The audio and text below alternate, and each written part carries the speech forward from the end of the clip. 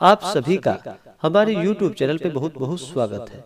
आइए सुनते हैं गुरु प्रदोष व्रत की कथा। प्रदोष का व्रत जो कि हर माह के कृष्ण पक्ष और शुक्ल पक्ष की त्रयोदशी तिथि के दिन जब भी प्रदोष काल का समय प्राप्त होता है, उस दिन प्रदोष व्रत को किया जाता है।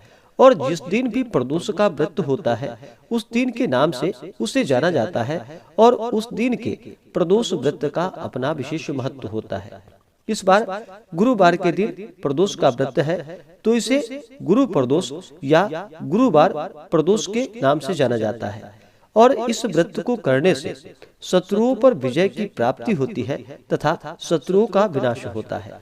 प्रदोष के व्रत में भगवान शिव, माता पार्वती, साथ में शिव परिवार का पूजन किया जाता है। इस दिन जो कि भगवान का प्रदोष काल के समय में पूजन किया जाता है। प्रदोष काल का समय जो कि सूर्यास्त से 1 घंटे पहले और सूर्यास्त के 1 घंटे बाद तक का बीच का जो समय होता है, यह समय प्रदोष काल का समय होता है। और इसी दौरान भगवान शिव, माता पार्वती का पूरे विधि विधान के साथ पूजन करना चाहिए।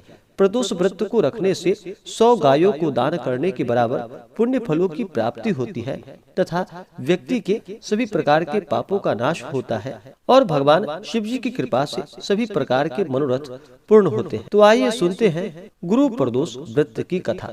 तो बोलिए प्रेम से भगवान भोलेनाथ की जय, माता पार्वती की जय। गुरु प्रदोष व्रत कथा के अनुसार एक बार इंद्र और वृत्रासुर में घनघोर युद्ध हुआ। उस समय देवताओं ने दैत्य सेना को पराजित कर उन्हें नष्ट भ्रष्ट कर डाला। अपनी सेना का विनाश देखकर वृत्रासुर अत्यंत क्रोधित हो स्वयं युद्ध के लिए उद्यत हुआ। मायावी असुर ने आसुरी माया से, जो कि भयंकर विकराल रूप धारण किया, उसके स्वरूप को देखकर इंद्रादिक सब देवताओं ने इंद्र के परामर्श पर देवगुरु बृहस्पति जी का आवाहन किया और गुरु तत्काल आकर उनसे कहने लगे कि हे देवेंद्र, अब तुम वृत्रासुर की कथा जो कि ध्यान मग्न होकर सुनो। वृत्रासुर पहले बड़ा ही तपस्वी और कर्मनिष्ठ राजा था। उसने गंधर्व पर्वत पर उग्र तप करके शिव जी को प्रसन्न किया था। पूर्व समय में यह चित्ररथ नाम का राजा था। तुम्हारे समीपस्थ जो सुरम्य वन है, वह इसी का राज्य था। अब साधु, प्रवृत्ति, विचारवान महात्मा उनमें आनंद लेते हैं। वह भगवान के दर्शन की अनुपम भूमि है। एक समय चित्ररथ स्वेच्छा से कैलाश पर्वत पर चला गया।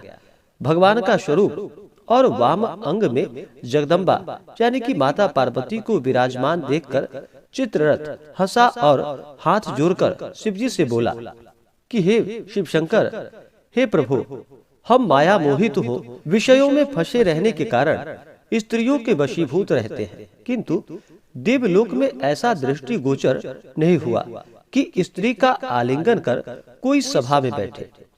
चित्ररथ के ऐसे वचन को सुनकर सर्वव्यापी भगवान शंकर हंसकर बोले कि हे राजन, मेरे व्यवहारिक दृष्टिकोण जो कि पृथक है। मैंने मृत्युदाता कालकूट महाविष का पान किया है, फिर भी तुम साधारण जनों की भांति मेरी हंसी उड़ाते हो। तभी माता पार्वती जी क्रोधित हो चित्ररथ की ओर देखती हुई कहने लगी, ओ दुष्ट, तूने सर्वव्यापी महेश्वर के साथ मेरी भी हंसी उड़ाई है। तुझे अपने कर्मों का फल भोगना होगा।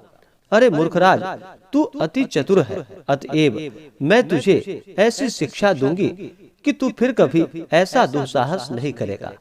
अब तुम दैत्य स्वरूप धारण कर विमान से नीचे गिर जा, मैं तुम्हें श्राप देती हूँ। जब जगदम्बा भवानी ने चित्ररथ को श्राप दे डाला, तो वह तत्क्षण विमान से गिर गया, राक्षस योनि को प्राप्त हो गया और प्रख्यात महासुर नाम से प्रसिद्ध हुआ। त्वष्टा नामक ऋषि ने उसे श्रेष्ठ तप से उत्पन्न किया और वही वृत्रासुर ब्रह्मचर्य पूर्वक रहकर शिव भक्ति में लीन है। इस कारण तुम उसे जीत नहीं सकते। अतएव मेरे परामर्श से यह प्रदोष व्रत करो, जिससे महाबलशाली दैत्य पर विजय प्राप्त कर सकोगे।